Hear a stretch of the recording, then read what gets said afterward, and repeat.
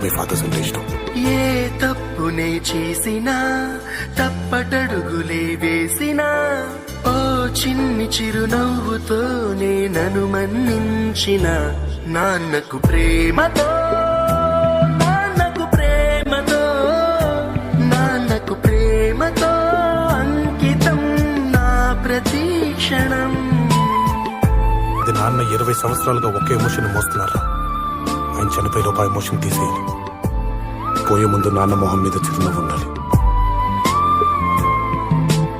ఏ ఊసునే చెప్పినా ఏ పాటనే పాడినా భలే ఉంది మళ్ళీ పాడరా అని మురిసిపోయిన నాన్నకు